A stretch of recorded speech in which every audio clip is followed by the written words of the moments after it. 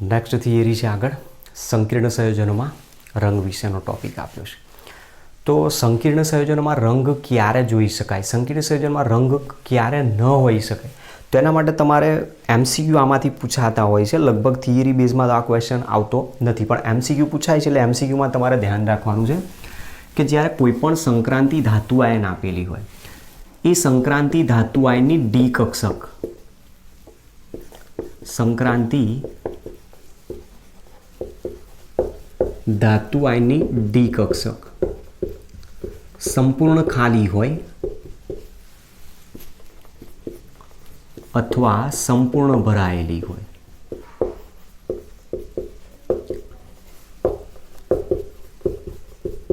તો તે મોટે ભાગે મોટા ભાગે રંગવિહીન સંયોજનો દર્શાવે છે.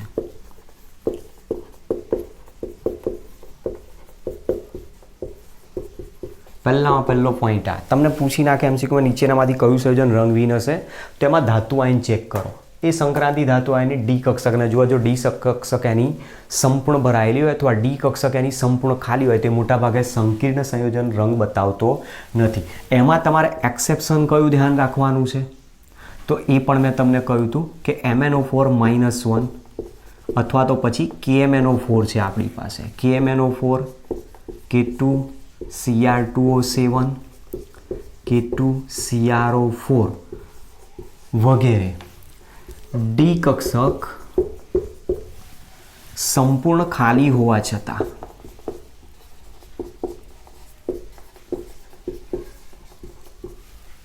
તેમાં લિગેન્ડના ઇલેક્ટ્રોન ચાર્જ ટ્રાન્સફરના કારણે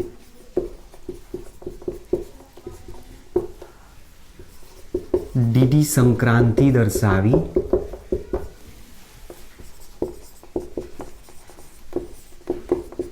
રંગ દર્શાવે છે.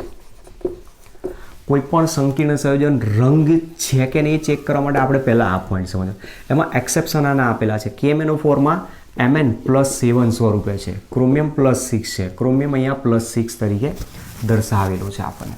હવે આ જે આપેલા છે એની અંદર તમે જુઓ Mn +7 છે, મેંગનીઝનો પરમાણુ ક્રમાંક 25, ઇલેક્ટ્રોનના 3d5 4s2 થશે, +7 કરો એટલે 3d 0 થઈ જશે. ક્રોમિયમ 3d5 4s1, એમાંથી +6 કરી નાખો તો 3d 0, અહીંયા પણ 3d 0. તો ડી કક્ષક સંપૂર્ણ ખાલી છે. ડી કક્ષક સંપૂર્ણ ખાલી હોવા છતાં પણ એ રંગ દર્શાવે છે, જાંબલી રંગ દર્શાવે છે, આ પીળો રંગ દર્શાવે છે, આ નારંગી રંગ દર્શાવે છે. તો એનું કારણ શું છે? એની સાથે જે ઓક્સોલિગેન્ડ જોડાય છે, ઓક્સોલિગેન્ડ પોતાના ઇલેક્ટ્રોન ચાર્જ ટ્રાન્સફર કરે છે અને એ ઇલેક્ટ્રોન ચાર્જ ટ્રાન્સફર થયા બાદ એની અંદર ડીડી સંક્રાંતિ જોવા મળે છે અને જેમાં ડીડી સંક્રાંતિ જોવા મળે એ જ સંકીર્ણ સંયોજન રંગ દર્શાવે છે. તો જે સંકીર્ણ સંયોજનોમાં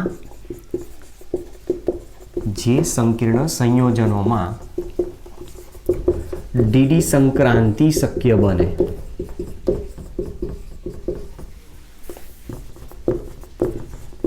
તેઓ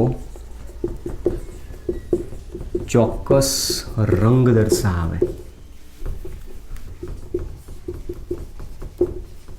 બરાબર, આ મેઇન પોઈન્ટ છે આપણો કે ડીડી સંક્રાંતિ જ્યાં પોસિબલ બને ત્યાં રંગ દર્શાવી શકે છે. હવે આપણે આને સમજવાનો પ્રયત્ન કરીએ કે કોઈ પણ સંકીર્ણ સંયોજન છે, સંકીર્ણ સંયોજન ઉપર જ્યારે સફેદ રંગનો પ્રકાશ આપાત થાય તો સફેદ રંગનો પ્રકાશ જુદી જુદી તરંગ લંબાઈ ધરાવતા અલગ અલગ વિકિરણોનો બનેલો છે.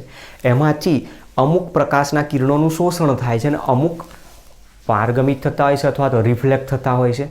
એ દરમિયાન જે પ્રકાશ કિરણનું, જે તરંગ લંબાઈ ધરાવતા વિકિરણનું શોષણ થાય છે એની પૂરક તરંગ લંબાઈ, એને પૂરક રંગ જે જોવા મળે એ એની અંદર જે કોમ્પ્લિમેન્ટરી કલર છે, કોમ્પ્લિમેન્ટરી કલર જ આપણી આંખોને જોઈ શકીએ છીએ અને એ રંગ એ દર્શાવતો હોય. તો એ કોમ્પ્લિમેન્ટરી કલર કઈ રીતે જોવા મળે, તો આપણે જુઓ આ રીતે છે આની અંદર, જેના વિશે આપણે થોડું ઘણું જાણીએ છીએ, વિબ્ગ્યોર તરીકે બતાવીએ છીએ.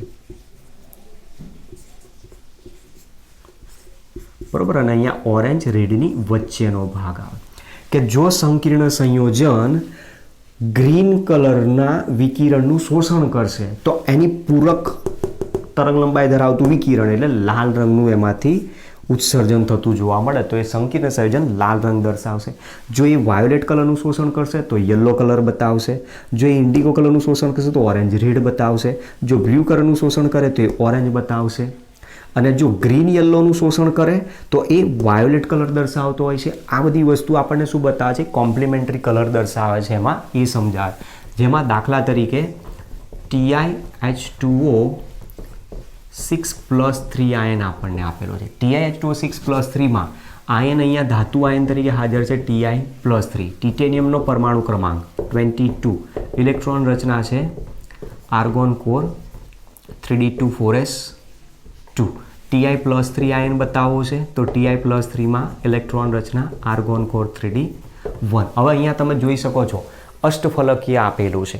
તો કોઈ પણ સંયોજન રંગ દર્શાવે છે તો કયા કારણે? ડીડી સંક્રાંતિ કારણે. તો ડીડી સંક્રાંતિ કઈ રીતે દર્શાવી શકાય? તેના માટે અષ્ટફલકીય સ્ફટિક ક્ષેત્રીય વિભાજનની થિયરીનો આપણે અહીંયા ઉપયોગ કરી શકીએ છીએ. તો જુઓ, અષ્ટફલકીય સ્ફટિક ક્ષેત્રીય વિભાજન હોય તો ઓક્ટાહેડ્રલની અંદર આપણે ત્યાં કહ્યું હતું કે 3 T2G કક્ષકની એનર્જી ઓછી હોય અને 2 EG કક્ષકની એનર્જી વધારે.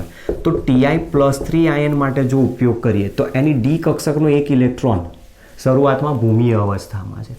આ જ્યારે ભૂમિય અવસ્થામાં હોય ત્યારે કોઈ જ રંગ દર્શાવતો નથી. હવે આ ભૂમિય અવસ્થામાં રહેલો ઇલેક્ટ્રોન જ્યારે બહારથી પ્રકાશ સ્વરૂપે ઉર્જા મેળવે છે ત્યારે એ શું કરે છે? ભૂમિય અવસ્થા T2G કક્ષકમાંથી ઉર્જા મેળવીને ઉત્તેજિત અવસ્થા EG કક્ષકમાં જાય છે અને એના કારણે ડી કક્ષક T2G માંથી EG ડી કક્ષકમાં જ જાય છે. અને આ જે ઘટના તમને જોવા મળી એ જ ઘટનાને આપણે ડીડી સંક્રાંતિ તરીકે નામ આપીએ છીએ. અને આવી જ્યારે સંક્રાંતિ થતી જોવા મળે છે ત્યારે TiH2O 6+3 આયન જાંબલી રંગ દર્શાવે છે. મતલબ અહીંયા કહેવા હું માગું છું કે TiH2O 6+3 સંકીર્ણ આયન છે એ શરૂઆતમાં ગ્રીન યલો રંગનું શોષણ કરે છે. મતલબ આ રેન્જના પ્રકાશનું એ શોષણ કરે છે અને એનો કોમ્પ્લિમેન્ટરી રંગ આપણને વાયોલેટ સ્વરૂપે ત્યાંથી જાંબલી સ્વરૂપે જોવા મળતો હોય છે. અને એ ઘટના માટે જવાબદાર છે અહીંયા ડીડી સંક્રાંતિ. તો તમે જુઓ, શરૂઆતની સ્થિતિની જ્યારે વાત કરીએ તો ઇલેક્ટ્રોન રચના શું થાય છે? T2G1 EG0. અને એમાંથી ઇલેક્ટ્રોન રચના શું થઈ ગઈ? તો T2G0 EG1. અને આ જે ઘટના થઈ એમાં ડી કક્ષકમાંથી જ ઇલેક્ટ્રોન ડી કક્ષકમાં જાય છે ત્યારે એ પોતે કોમ્પ્લિમેન્ટરી કલર દર્શાવે છે, વાયોલેટ સ્વરૂપે આપણને જોવા મળતો હોય. તો આના પરથી એક કન્ક્લુઝન બીજું એ પણ નીકળે કે જ્યાં સુધી ધાતુ આયન સાથે લિગેન્ડ જોડાયેલો ન હોય એ કોઈ દિવસ રંગ દર્શાવતો નથી. કારણ લિગેન્ડ નહીં જોડાય, સ્ફટિક ક્ષેત્રીય વિભાજન નહીં થાય. સ્ફટિક ક્ષેત્રીય વિભાજન નહીં થાય, રંગ નહીં દર્શાવે. તો સ્ફટિક ક્ષેત્રીય વિભાજન થવાથી D2D સંક્રાંતિ શક્ય બને છે અને ત્યાર પછી રંગ દર્શાવતો હોય. હવે આ જ વસ્તુમાં જો કોપર સલ્ફેટ લેવામાં આવે અને કોપર સલ્ફેટ કયા સ્વરૂપે છે? નિર્જળ કોપર સલ્ફેટ લેવામાં આવે તો એ રંગવિહીન સંયોજન છે. પણ એની જગ્યાએ સજળ જો લેવામાં આવે CuSO4 × 5 times H2O તો આ આપણને અહીંયા બતાવ્યો છે સજળ. તો આ વાદળી રંગ દર્શાવે છે. તો એના પાછળનું કારણ શું છે? H2O ત્યાં લિગેન્ડ તરીકે જોડાયો છે એવું કહી શકીએ છીએ આપણે. આ સંકીર્ણ સંયોજનની જગ્યાએ તમને આવી રીતે સંકીર્ણ જ આપી દીધું છે. TiH2O 6Cl3 સંકીર્ણ તમને આપી દીધું છે.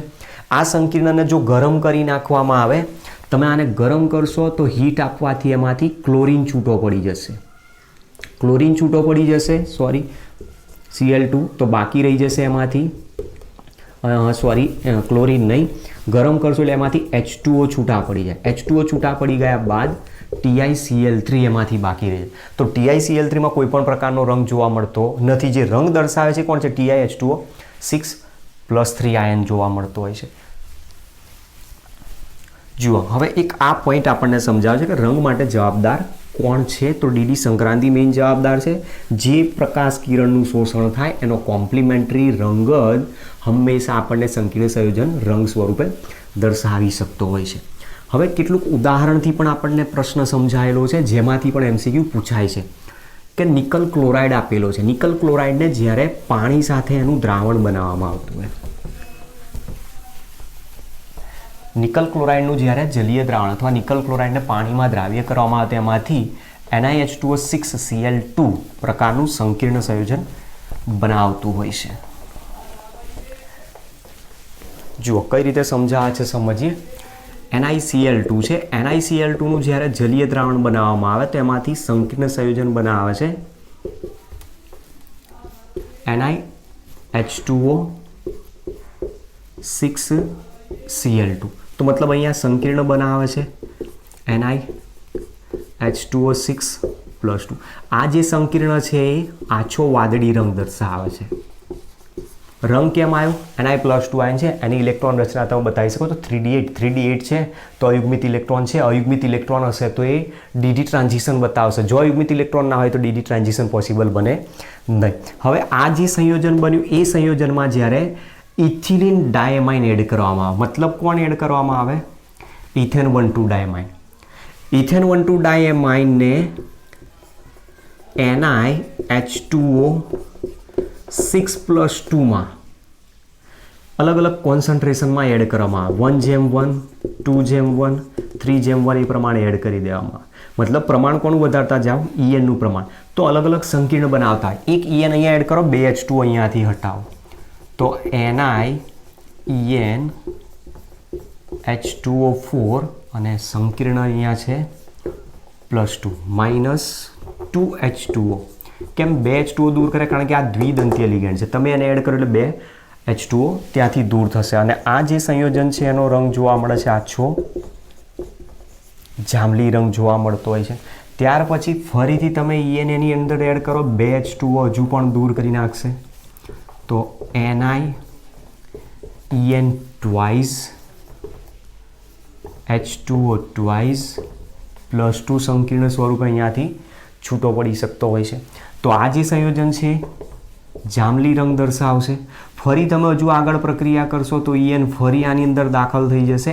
NiEN thrice +2. આવા અલગ અલગ પ્રકારના સંકીર્ણ સંયોજન બનતા જાય. જેમ જેમ સંકીર્ણ સંયોજન બનતા જાય છે એ પ્રમાણે એનો રંગ પણ ચેન્જ થતો હોય છે. મોટાભાગે આ જે સંયોજન છે એનો રંગ લગભગ આઈ થિંક લીલો રંગ દર્શાવતું હોય છે. આવા અલગ અલગ સંકીર્ણ સંયોજનો રંગ બતાવે છે. જેના પાછળ મેઇન જવાબદાર કોણ છે? જુઓ, H2O.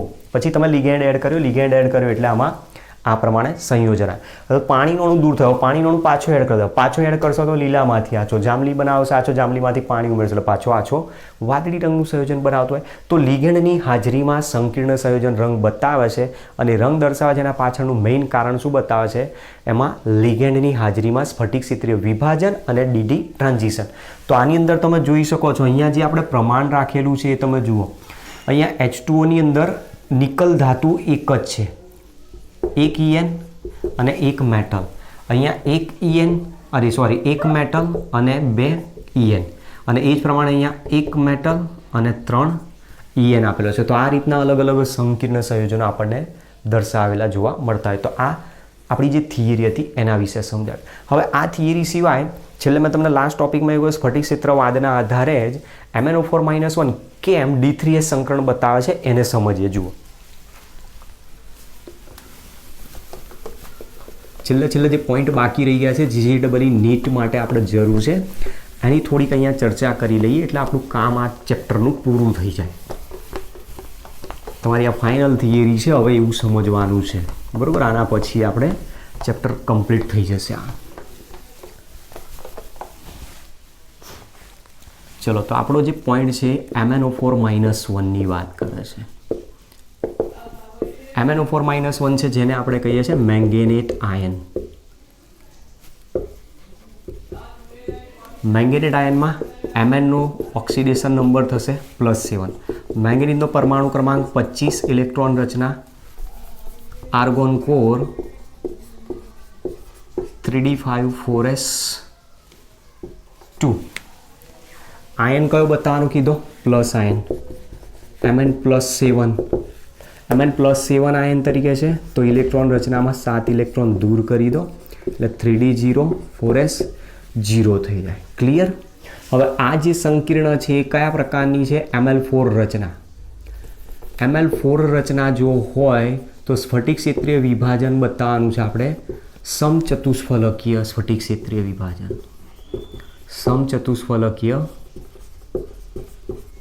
સ્ફટિક ક્ષેત્રીય વિભાજન દર્શાવવાનું છે.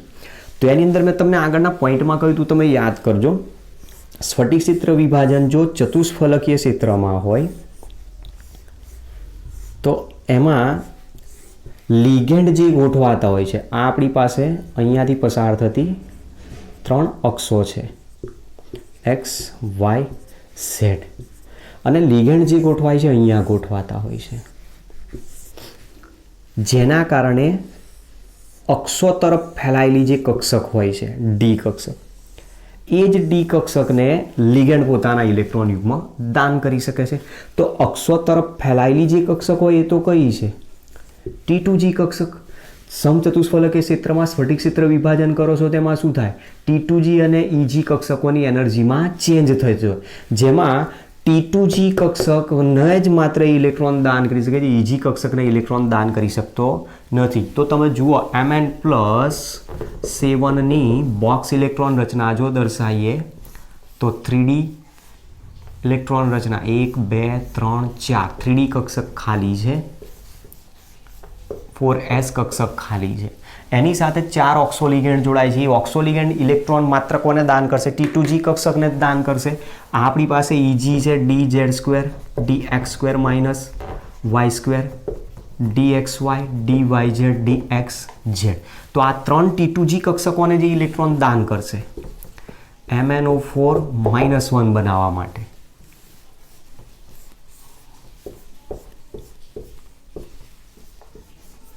તો જુઓ અહીંયા ઇલેક્ટ્રોન યુગ્મ દાન કરશે 1 T2G 2 T2G 3 T2G. EG કક્ષકને દાન નહીં કરી શકે. આ બંને EG કક્ષકો છે અને આ જે 3 છે T2G કક્ષકો છે, એને જ ઇલેક્ટ્રોન દાન કરશે. કારણ T2G કક્ષકો જ્યાં લિગેન્ડ ગોઠવાય છે એ તરફ જ ફેલાયેલો હોય છે, જ્યારે EG કક્ષક તમે જોશો ને તે અહીંયા બિલકુલ સેન્ટરમાં હોય છે આ રીતની, જેનાથી લિગેન્ડ બહુ જ દૂર હોય છે અને એટલા માટે એ ઇલેક્ટ્રોન એને દાન કરી શકતો નથી. તો આ બેને ઇલેક્ટ્રોન દાન નથી કરી શકતો, 3ને ઇલેક્ટ્રોન દાન કરે તો 3 ઓક્સોલિગેન્ડ જોડાયા, જોડવાના છે 4, તો ચોથો ઇલેક્ટ્રોન ક્યાં ગોઠવાય? S કક્ષકમાં. અને એટલા માટે જ MnO4 -1માં સંકરણ શું આવે છે? D3S સંકરણ થાય. હવે D3S સંકરણ થયા બાદ આના ઉપર જ્યારે ઉર્જા આપાત થતી હોય છે ત્યારે આ ઇલેક્ટ્રોન અહીંયા જુઓ કક્ષક સંપૂર્ણ ભરાયેલી નથી, તો એ ઇલેક્ટ્રોન ઉર્જા મેળવીને ઉત્તેજિત થાય તો એ DD સંક્રાંતિ દર્શાવે છે. અને DD સંક્રાંતિ દર્શાવે છે એના કારણે KMnO4માં જાંબલી રંગ જોવા મળે છે. તો KMnO4નો જાંબલી રંગ માટે જવાબદાર કોણ છે? મેંગેનેટ આયન. પણ મેંગેનેટ માટે KMnO4માં જાંબલી રંગ માટે મેઇન પોઈન્ટ કોણ છે? ઇલેક્ટ્રોન ચાર્જ ટ્રાન્સફરના કારણે જે DD સંક્રાંતિ આપણને જોવા મળે છે એ રીઝન અહીંયા છે. બીજા કેટલાક 2 પોઈન્ટ છે, એ 2 પોઈન્ટને આપણે થોડાક હજુ ડિસ્કસ કરી લઈએ આમાં, જે કદાચ જરૂર પડે તો તમે JEE નીટની એક્ઝામમાં એનો ક્વેશ્ચન જો પૂછાય તો તમે એ પણ અટેન્ડ કરી શકો છો.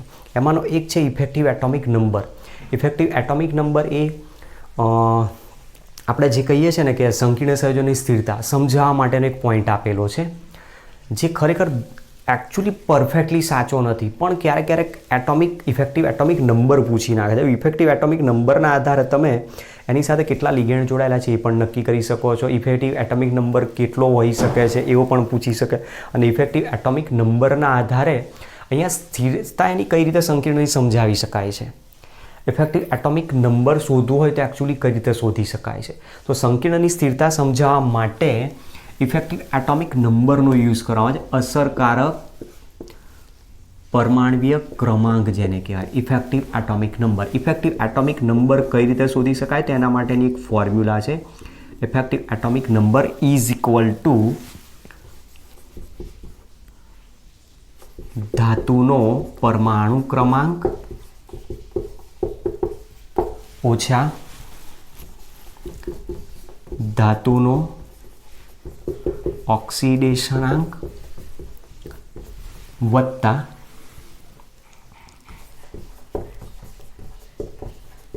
સહસંયોજક બંધના કુલ ઇલેક્ટ્રોનની સંખ્યા. બરોબર, આ એક ફોર્મ્યુલા છે. એની ફોર્મ્યુલાના આધારે તમે નક્કી કરી શકો છો, જેમાં જેનો ઇફેક્ટિવ એટોમિક નંબર એ તત્વના નજીકના કોઈક નિષ્ક્રિય વાયુ તત્વ જેટલો મળે, પરમાણુ ક્રમાંક જેટલો, તો સમજવાનું એની સ્થિરતા છે.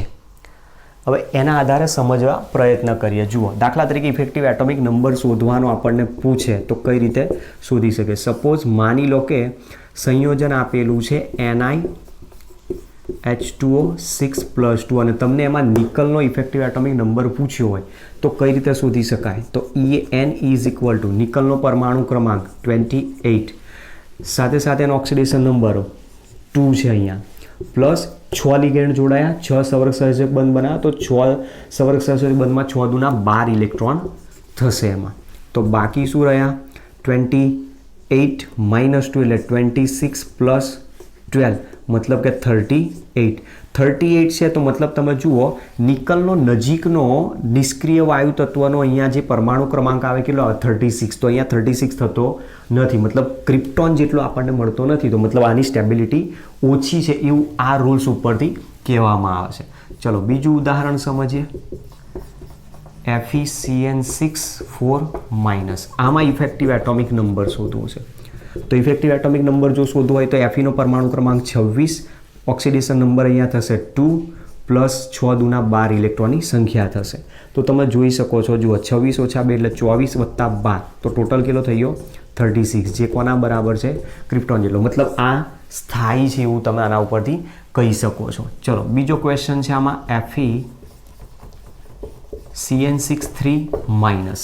તમને આમાંથી પૂછે કે ઇફેક્ટિવ એટોમિક નંબરના આધારે બેમાંથી સ્ટેબિલિટી કોની વધારે છે? તો આમાં ઇફેક્ટિવ એટોમિક નંબર જોઈએ. જુઓ En = 26 - ઓક્સિડેશન નંબર અહીંયા 3 પ્લસ ટોટલ ઇલેક્ટ્રોન 12.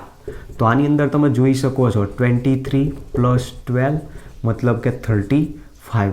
35 છે નોટ ઇક્વલ ટુ 36, જેના આધારે તમે કહી શકો કે FeCN6 - 4ની સ્ટેબિલિટી FeCN6 - 3 કરતાં વધારે જોવા મળતી હોય છે. પણ તમે જુઓ કે આગળ મેં તમને એવું કહ્યું હતું કે આની અંદર જે આયન છે Fe+2 આયન છે, આની અંદર જે આયન છે Fe+3 આયન છે. તો +3 આયન હોય તો એનું કદ નાનું હોય, કદ નાનું હોય તો પ્રબળ મજબૂત બંધથી જોડાયેલા હોય, તો મતલબ સ્ટેબિલિટી આની વધારે કહેવાય. તો આવું ક્રોસ થાય છે, એના કારણે જ ઇફેક્ટિવ એટોમિક નંબર એ દરેક સંકીર્ણ સંયોજનની સ્થિરતા સમજાવવા માટે જરૂરી નથી, એ સાચો નથી એટલા માટે. પણ આ તો ક્યારેક ક્યારેક ઇફેક્ટિવ એટોમિક નંબર તમને પૂછીને આગળ તમે શોધી શકો એટલા માટે આ ટોપિકની મેં અહીંયા ડિસ્કસ કરેલી છે.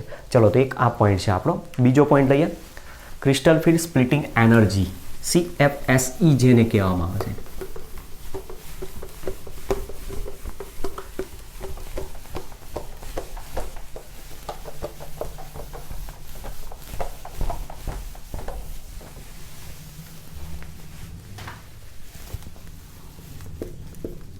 ક્રિસ્ટલ ફિલ્ડ સ્પ્લિટિંગ એનર્જી જેના માટે શબ્દ વપરાય. CFSEની વેલ્યુ શોધવાની પણ તમને કે અલગ અલગ આપણે પ્રણાલીનો ઉપયોગ કરીશું, એ અલગ અલગ પ્રણાલીમાં તમે crystal field splitting energy use કરી શકો છો. અત્યારે અહીંયા હું માત્ર કોના માટે યુઝ કરીશ? ઓક્ટાહેડ્રલ ફિલ્ડ આપેલું હોય, અષ્ટફલકીય ક્ષેત્ર આપેલું, એના માટે યુઝ કરીશું કે CFSEની વેલ્યુ કેટલી હોઈ શકે. તો જુઓ અષ્ટફલકીય સ્ફટિક ક્ષેત્ર વિભાજનમાં આપણે આ રીતે દર્શાવતા હતા કે એનું સ્ફટિક ક્ષેત્રીય વિભાજન થાય તો T2G કક્ષકો નીચે હતી, EG કક્ષકો ઉપર હતી. ક્લિયર? અહીંયાથી બેરી સેન્ટર આપેલું હતું, બેરી સેન્ટરથી આનું આ રીતનું સ્પ્લિટિંગ થતું હતું. એમાં આ એનું એવરેજ એનર્જી લેવલ, એ એવરેજ એનર્જી લેવલમાં આપણે આ જે બે કક્ષકો હતી એની ઉર્જા 3 કરતાં વધારે તો +0.6 જેટલી વેલ્યુ એના માટે યુઝ થાય. જે ઇલેક્ટ્રોન અહીંયા રોકાયેલો હોય એના ઇલેક્ટ્રોનની માટે વેલ્યુ કેટલી ગણવાની? 0.6. અને જો ઇલેક્ટ્રોન અહીંયા હોય તો એના માટે પણ આપણે કેલ્ક્યુલેશન કર્યું હતું કે ઘટે છે એનર્જી. 5 કક્ષકોમાંથી 3ની ઉર્જા ઘટી 2ની સાપેક્ષમાં, તે -0.4 જેટલી તમે અહીંયા વેલ્યુ લઈ શકો. તો આટલી 0.6 ડેલ્ટાઓ અને અહીંયા 0.4 ડેલ્ટાઓ વેલ્યુ તમે લઈ શકો. જે પણ પ્રણાલી આપી એના ડી ઇલેક્ટ્રોનની સંખ્યા લો, એની વડે ગુણી નાખો અને એનો કુલ સરવાળો કરી નાખો તો એ CFSEની તમને વેલ્યુ બતાવશે. એના આધારે તમે કહી શકશો કે માઇનસ વેલ્યુ આવશે તો લો સ્પિન કોમ્પ્લેક્સ બતાવશે, પ્લસ વેલ્યુ આવશે તે હાઈ સ્પિન કોમ્પ્લેક્સ બતાવશે. જોતા જઈએ. ચલો એમાં અલગ અલગ પ્રણાલી છે આપણી પાસે. System D1, D2, D3, D4, D5, પછી એ જ પ્રમાણે અહીંયા જ લઈએ, થોડીક આની સ્પેસ રાખીએ. D1, D2, D3, D4 અને D5. એ જ પ્રમાણે અહીંયા સિસ્ટમ લઈએ છે D6, D7, D8, D9 અને D10 પ્રણાલી છે. હવે આમાં CFSEની વેલ્યુ કેટલી થાય છે એ અહીંયા આપણે નક્કી કરવાની છે. તો તમે જોઈ શકો છો, જુઓ D1 પ્રણાલી હોય, D1 પ્રણાલી હોય તો ઇલેક્ટ્રોન ક્યાં હશે? અહીંયા T2G કક્ષકમાં તો એક જ ઇલેક્ટ્રોન છે, એ ઇલેક્ટ્રોનની એનર્જી કેટલી ગણવાની? -0.4 ડેલ્ટાઓ જેટલી. તો મતલબ એક ઇલેક્ટ્રોન -0.4 ડેલ્ટાઓ જેટલી થાય તો આની વેલ્યુ કેટલી થશે? -0.4 ડેલ્ટાઓ, અથવા DQ એના માટે એકમ યુઝ થતો હોય છે અહીંયા. તો -0.4 મળે. ચલો D2 પ્રણાલી હશે તો બીજો ઇલેક્ટ્રોન અહીંયા જ આવશે. તો અહીંયા ટોટલ 2 ઇલેક્ટ્રોન થઈ ગયા.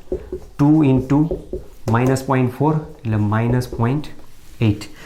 D3 પ્રણાલી તો ત્રીજો ઇલેક્ટ્રોન અહીંયા આવશે. ત્રીજો ઇલેક્ટ્રોન જો અહીંયા આવતો હોય તો પછી ત્યાં ઘટના શું બને? કે 3 ઇલેક્ટ્રોન થયા. 3 ઇલેક્ટ્રોન છે તો -0.4 વડે ગુણાશે. 3 ચોક 12 તો -1.2 જેટલી આની વેલ્યુ આવશે. હવે D4 પ્રણાલી હોય ત્યારે આપણી પાસે 2 સિક્વન્સ, 2 કિસ્સા બતાવતા હતા. બરોબર છે. 2 કિસ્સા છે, એમાંથી પ્રબળ લિગેન્ડ પણ હોઈ શકે, નિર્બળ લિગેન્ડ પણ હોઈ શકે. તો સપોઝ માની લો કે અહીંયા હું પ્રબળ લિગેન્ડની હાજરીમાં દર્શાવું છું. પ્રબળ લિગેન્ડ જો આપેલો હશે તો ચોથો ઇલેક્ટ્રોન ક્યાં આવશે? અહીંયા નીચે જ આવશે, યુગ્મીકૃત થશે. તો T2G કક્ષકમાં 4 ઇલેક્ટ્રોન થઈ ગયા, એની વેલ્યુ થશે 4 ચોક 16 એટલે -1.6. D5 પ્રણાલી છે, 5મો ઇલેક્ટ્રોન અહીંયા યુગ્મીકૃત થાય તો 5 × -0.4 5 ચોક 20 -2.0. છઠ્ઠો ઇલેક્ટ્રોન હશે તો અહીંયા આવશે. તો D6 પ્રણાલીમાં CFSE ની વેલ્યુ 6 × -0.4 6 ચોક 24 એટલે -2.4 દર્શાવશે. હવે 7મો ઇલેક્ટ્રોન હશે D7 પ્રણાલી, તો 7મો ઇલેક્ટ્રોન અહીંયા તો કક્ષક પૂરેપૂરી ભરાઈ ગયેલી છે. તો હવે ક્યાં જવો જોઈએ? ઉપર. બરાબર, ધ્યાનથી જુઓ. D1 પ્રણાલી છે તો D1 પ્રણાલીમાં એક ઇલેક્ટ્રોન અહીંયા આવ્યો, તો એક ઇલેક્ટ્રોન ગુણ્યા એની વેલ્યુ -0.4 છે તો -0.4 થયો. D2 પ્રણાલી છે તો બીજો ઇલેક્ટ્રોન અહીંયા સમાંતર સ્પિનથી ગોઠવાય તો 2 × -0.4. D3 પ્રણાલી છે તો ત્રીજો ઇલેક્ટ્રોન સમાંતર સ્પિનથી ગોઠવાય તો -1.4. હવે આપણે કીધું કે લિગેન્ડ અહીંયા યુગ્મીકૃત થશે કે ઉપર જશે, ડિપેન્ડ લિગેન્ડની પ્રબળ લિગેન્ડ છે તો ઇલેક્ટ્રોન યુગ્મીકરણ થાય. તો D4 પ્રણાલી તો ચોથો ઇલેક્ટ્રોન છે તો 4 ઇલેક્ટ્રોન અહીંયા છે, એમાં 0 છે તો 4 × -0.4.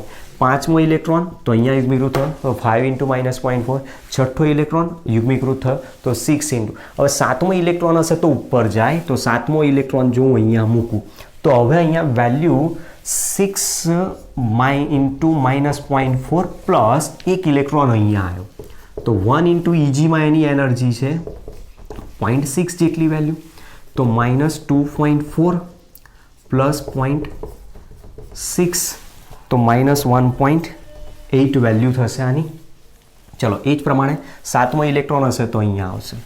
તો 7મો ઇલેક્ટ્રોન ત્યાં છે તો 6 -0.4 પ્લસ 2 × 0.6 તો -2.4 6 દુ 12 એટલે 1.2 એટલે -1.2 વેલ્યુ આવશે.